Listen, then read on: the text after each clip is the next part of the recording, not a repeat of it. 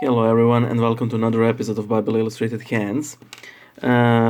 This video was previously featured on videos I'm recording for the third time, but then it fell apart, so I'm doing it fourth time, and I hate this question so much by now. I apologize to the person who asked the question, but that is what you get with all the senseless repetition, and I don't want to skip the question. So anyway, and the question is by Parag Lokhande. Do I believe in the authenticity of the Western Rite Orthodox liturgies?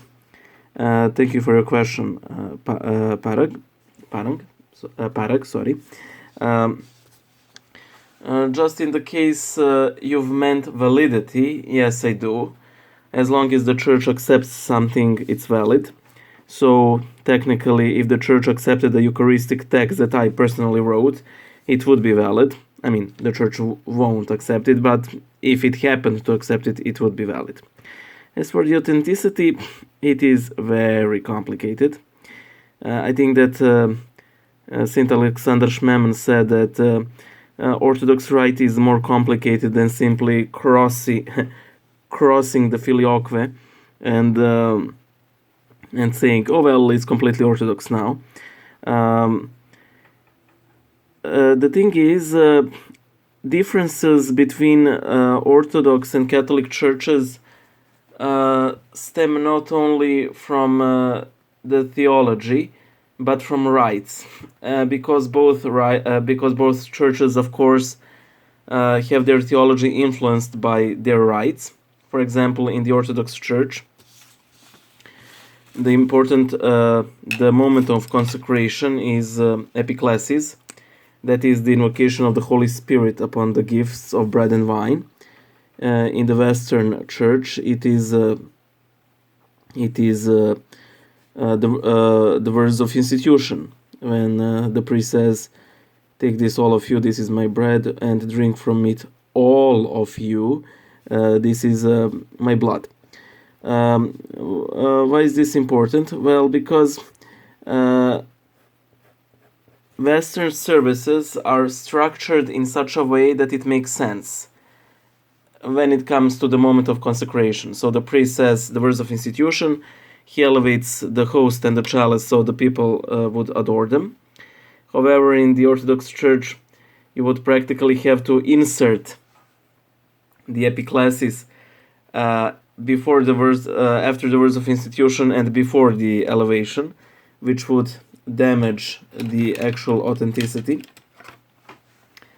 There is one elevation after the consecration in the Byzantine Rite, but it is only of the lamb, that is of the bread, and not of the wine. That happens during the breaking of the bread or the fracture.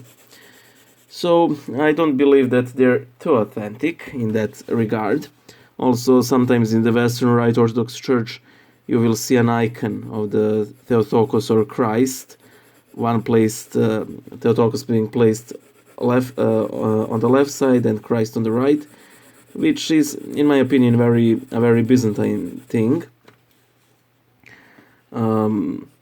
But that's approximately it. I think that we should, cultivate in a way the liturgical diversity. I think it's a beautiful thing, and despite everything I have just said, I'm a huge fan of Western Rite.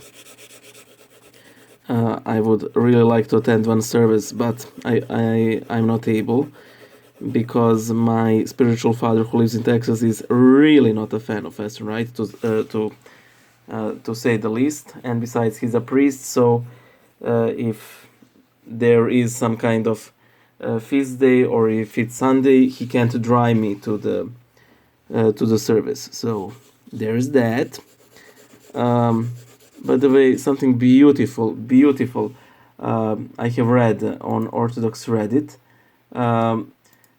Someone asked, have you ever smelled incense completely randomly while going through a street?